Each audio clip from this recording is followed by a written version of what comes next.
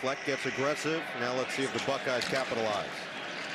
Take the reverse. Sayin, load it, wide open. Carnell Tate, 44-yard touchdown. One play, a major strike for the Buckeyes. All right, Rearview crew, what's up? In case it wasn't obvious, today we are going to talk about the Ohio State Buckeyes taking on the Minnesota Golden Gophers. And before I even get started,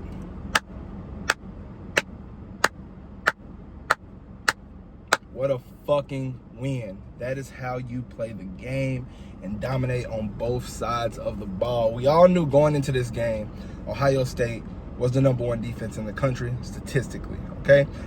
The eye test, I might be a little biased. I think it's us regardless. People want to say, well, you haven't played this person, you haven't played that person. At the time of the game, we played the #1 team. We dominated them. Turns out, they ain't worth a damn. Arch Manning looked so pedestrian last night, but we're not going to make this about him. We're not going to make this about him. We're going to make it about the Ohio State Buckeyes.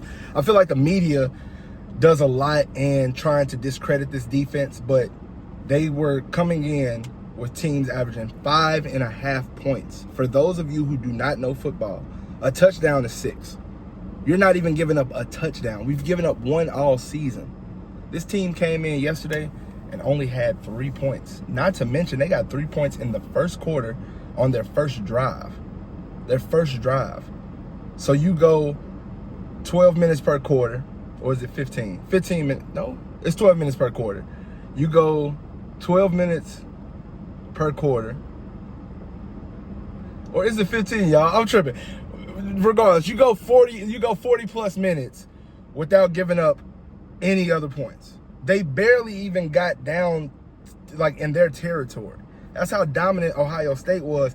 And you see the usual suspects on defense. You see the defensive line, the no-names. We're not even going to mention their name. Out of respect for them, we're not going to mention their names because that's what they said they are. They said they're the no-names. But we know who they are. We know exactly who they are. You got the best 2 linebackers in the country, like as a duo, and Arvell Reese and Sonny Styles. And then you have this shark of a defensive player over top who plays underneath, who plays on the outside, who plays on the inside, who can do it all in Caleb Downs. The best defensive player in the country at safety. Like, bar none. Nobody is doing what he does. And then you have Jeremiah Smith, who has 7 catches for 67 yards and 2 touchdowns. And he's not even the story. He's not even the story. Carnell Tate, have yourself a motherfucking game, Carnell. Straight out of Chicago, putting on for the fucking city. Jesus Christ. This man is a monster. I seen on Twitter yesterday that Chad Ochocinco, somebody compared him to him with his route running. And when I tell you, man, the boy is cooking. Carnell the cook. Chef Carnell, whatever you want to call him. Take him Tate. This man is an absolute monster with 9 catches for, hold on, y'all, 183 yards and a tutty, baby. Are you, like, who's doing that? This man is sick, and he's a class act. He's making NFL catches in college. Like, this guy is not catching the ball and getting 1 foot down. He's making sure to secure 2 feet. He's getting ready for Sundays. He's already ready. He might be wide receiver 1 in this draft. He might be. It's a lot of talented wide receivers this year. We just went against one, Denzel Boston. He didn't do shit against us. Carnell Tate he's a class act, man. Class act Carnell. Like cardiac Carnell. We can call this man so many names. He's that good. And we ain't even talking about the person who's pitching them the ball, man. Julian Sayin. So many people have gotten down on this offense, the coordinator, Brian Hartline, Ohio State legend, and Julian Sayin, because they feel like it hasn't opened up for them. Why would it? When you're holding teams to less than a touchdown a game, what's the point? Hand that ball off, keep scoring, go on about your day and worry about the next week. Get back to work and practice. That's all you got to do. Last night, they didn't do that. They let Julian Sayin flourish.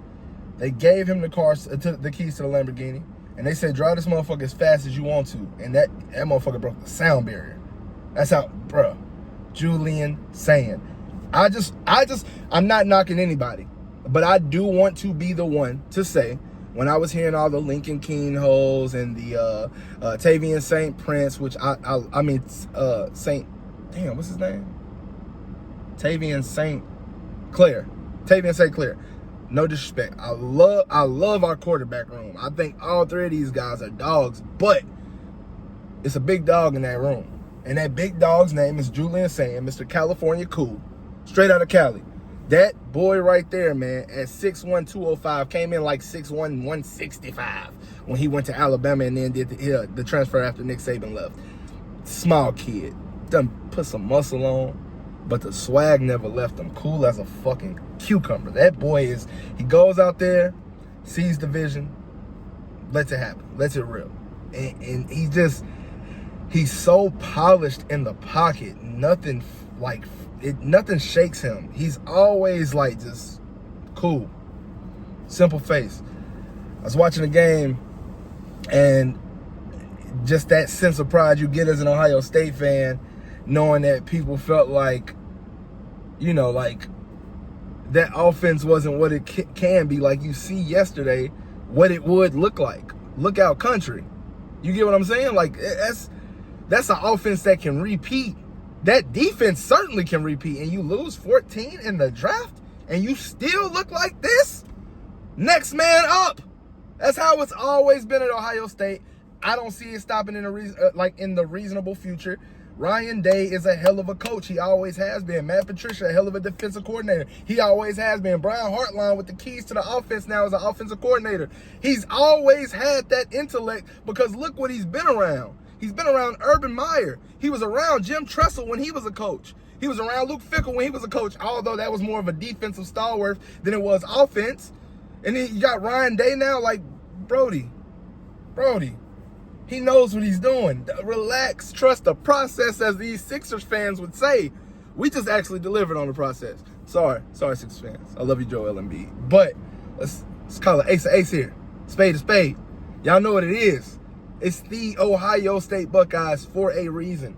They are not shying away from any competition. It doesn't matter if they haven't played anyone. They've kicked everyone's ass and teams aren't scoring touchdowns on them. They're doing what they have to do. They have delivered time in and time out. I don't see it ending. You got that big game looming ahead. And I don't even think we play in Happy Valley. I think we play in Ohio. But you play against Penn State.